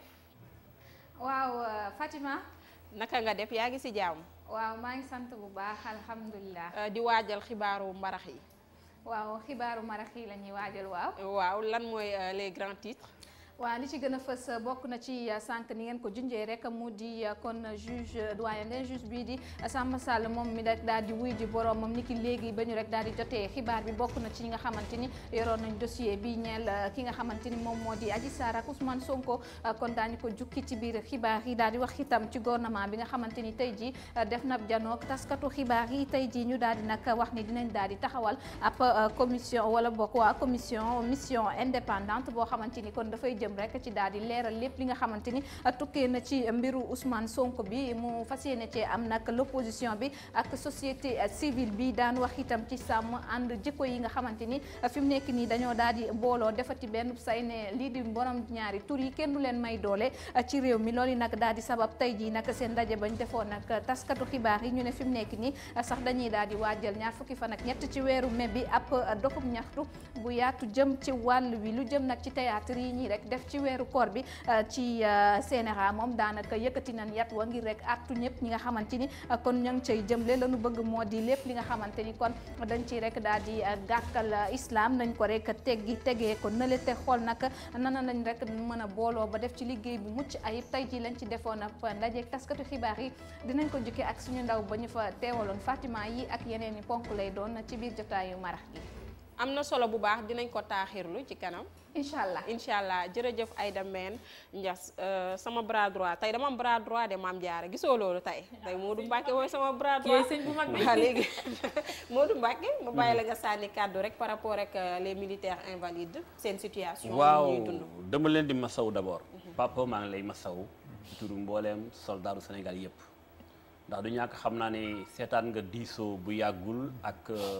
anciens combattants yi sa naataangoo yi demoon ci guerre Golfe en 1991 ak ñoom lieutenant wala ñoom colonel Ibrahima Makalu Cissé ndax tey Sénégal bu ñuy wax feetu avril di wax suñu ay jàmbaar fu nañu leen fa yóbbu ci mission Sénégal tam war na delloo naar bi xorom si ndax bu ñu toogee di waxtaan nii yéen a tax. dëgg la président Macky Sall ak ki fi nekkoon président ak ki ñëw ëllëg ñoom ñëpp yéen taxawee seen kaaraange kon war nañoo gën a xam yéenay ñan moo tax man tout le temps sama message bu ma sànni dem centenaire daan couvrir défilé bi bu ngeen accès yéen dama ciy taxaw man ak sama consultant di wax ni jot na Sénégal gën a jox gëdd militaire. ndax nag dafa metti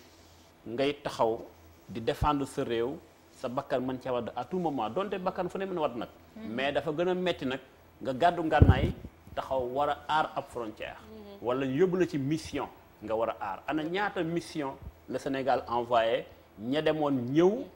ak ña des na muy toll ñu bari taxaw laaj seen ndàmpaay kon damay jàpp ni un état tamit war nañoo gën a bàyyi xel ñu mel ni yéen jàmbaar yi ndax tamit rafet na loolu ñu défilé waaye est-ce que xol yaa ngi défilé wu jëmm jaa ngi défilé mais est-ce que xol yaa ngi défilé est-ce que xol yaa ngi féex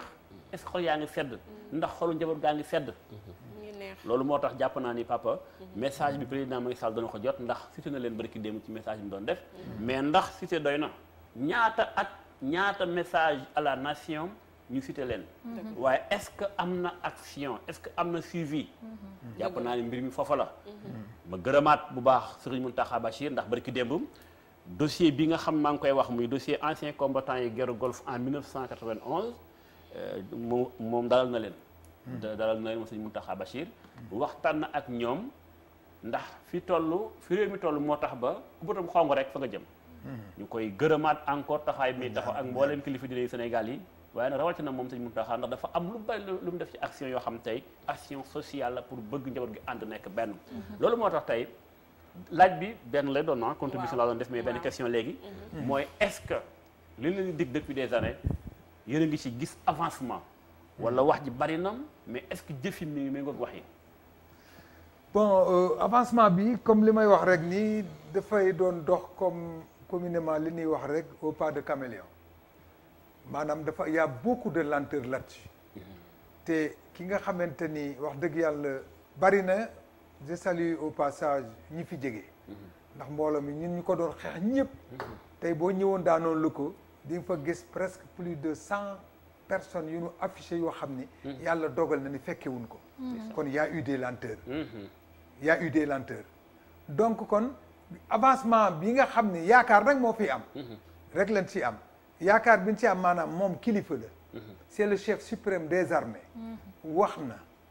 am na une personne intermédiaire bu ñëwoon fan yële ñëwaatoon tey joxoon ñu rendez-vous muy le sous-préfet de Dakar Plateau te xam nga ñun sëñ Modou ñu xam ne ñun nelawuñu nous avons subi une très bonne formation dama la wax ni association bi y a tous les corps regroupés ci biir dégg nga kon képp koo xamante ni ñëw nga wax ñu dinañ la respecter dégg sa wax nag te am si yaakaar moom laa wax sànq devant le sous-préfet ma ne ko ñun nous sommes des croyants confection yépp ñoo fi jaxasoo si biir mais ñun jullit dañuy wax toujours ni yàlla nañu fekke te tal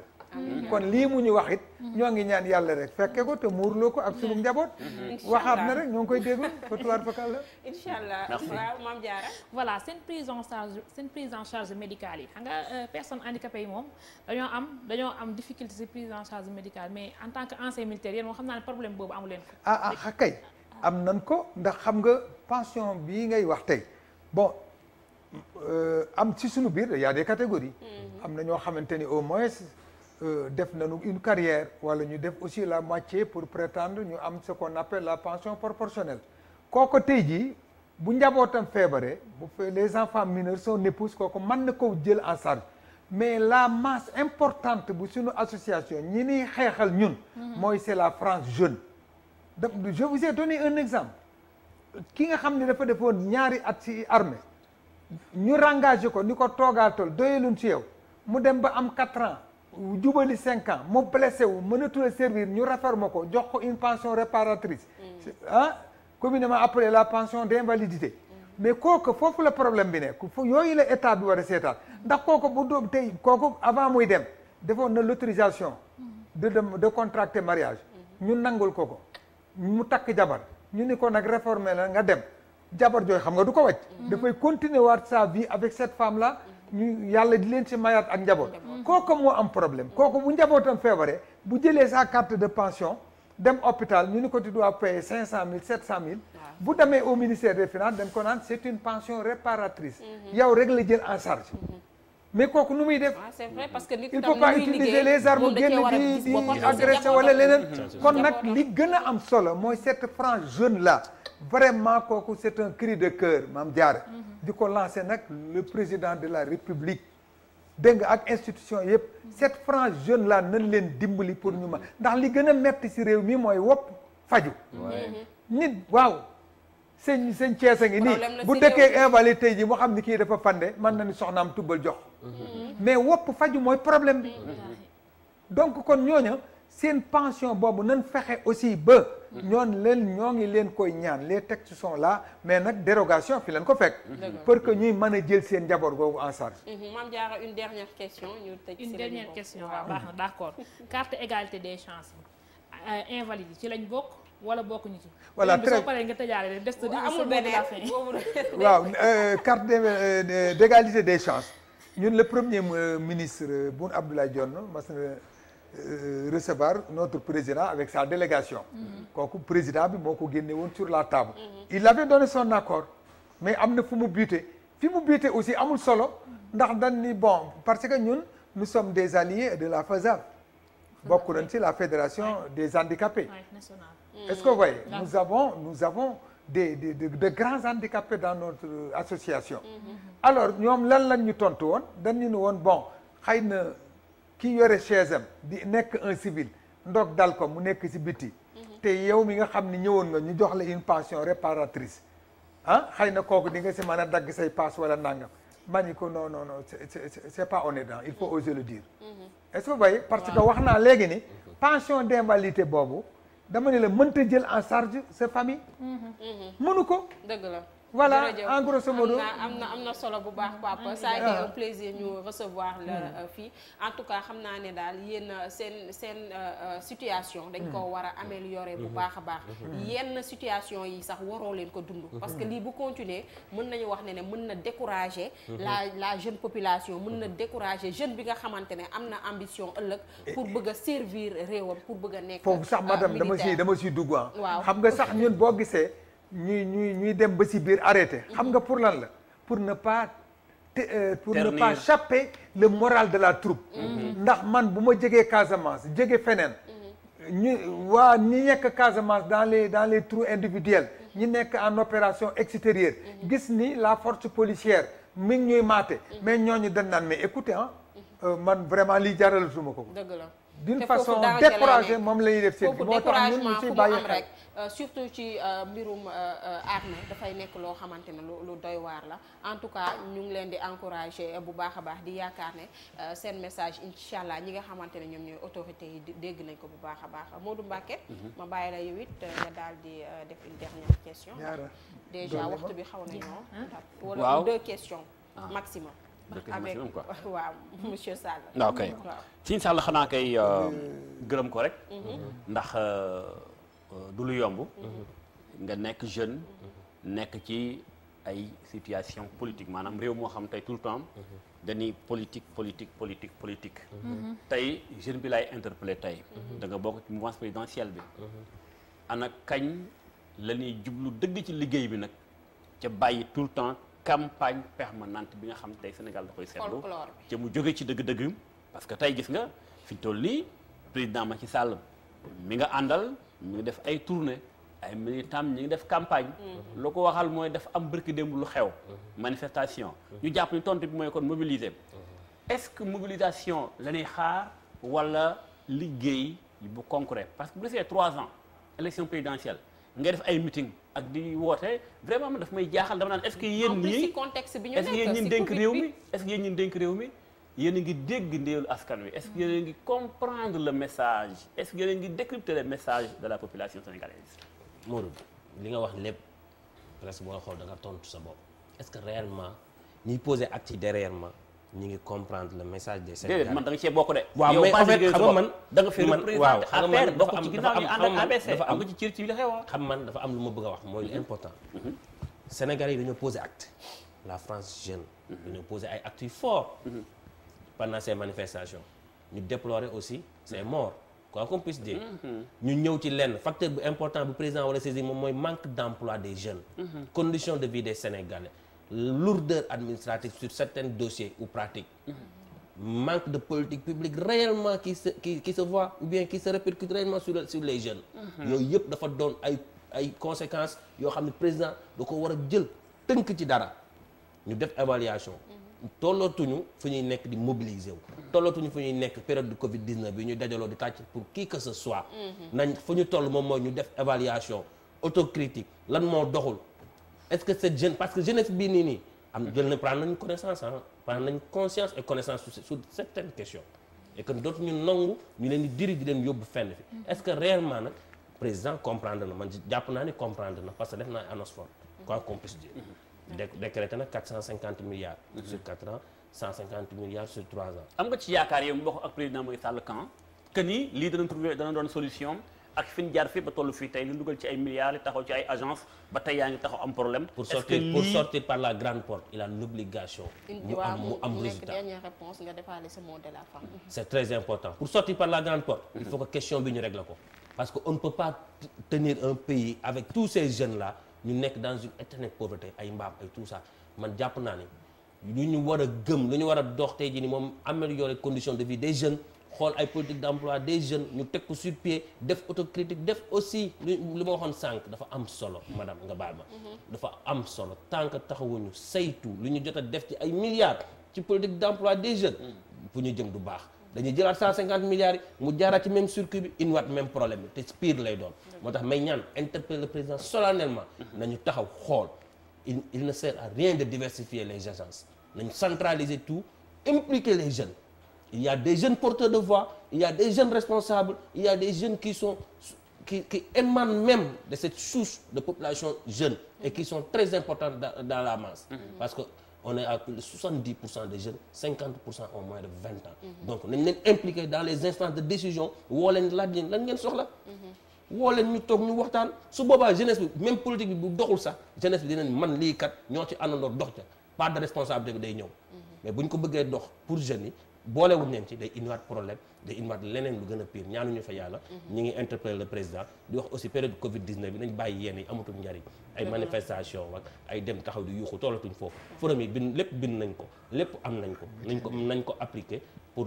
améliorer les conditions de vie des Sénégalais pour des lendemains meilleurs li ma jàpp di la gërëm bu baax di sant suñu sëriñ bi di sant maram di leen nuyu bu baax a baax a baax di nuyu bu baax ABC am na solo waaye tamit am na tamit benn côté tamit si jeunes yi ñoo xamante ne parfois dañuy xaw a gis benn inconscience comme li ci mel ni manifestation yi jotoon am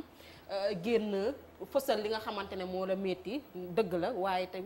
boole ci di yàq alalu jàmbur ba ci sax ay doomi sénégalais yéen tamit seen rôle la ngeen di génn faral di génn di communiquer di gën a conscientiser yenn jeunes yi loolu tamit da ciy baax parce que c'est dans l'intérêt de tout le monde. c'est dans l'intérêt de tout le monde comme ni nga ko waxee ñun jàpp naa ni jeunesse bi waruñu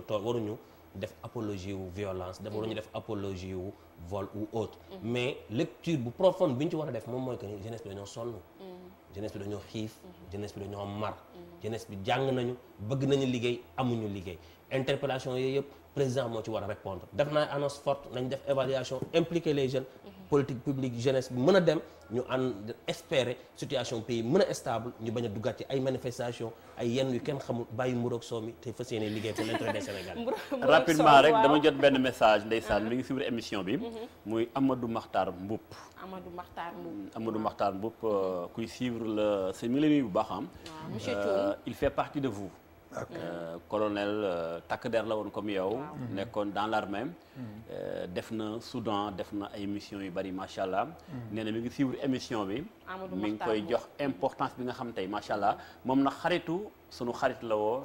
colonel Mansour Diouf bu dir pas suñu borom dogal mu génn àdduna yàlla sa la quelques mois ñu koy jaale bu baax a baax di ko jaal mbooleem armée bi da nga ko war a xam yaakaar naa très bien Amadou Makhtar Mboup ñu koy jaajëfal bu baax a baax di ko gërëm di ko sant ñu nit kontaan nañu bu baax sama bras droit Modou Mbacké ça a été un plaisir Mame Diarra ci la ñu bokk monsieur Sall monsieur Thioune également ça a été un plaisir lii lañ leen indiloon tey si jeudi bi seen émission préférée toi-même tu sais on se donne rendez-vous demain inchallah xam naa ne Mansour Sow dina fi teew ça a été un plaisir à demain inchallah au revoir.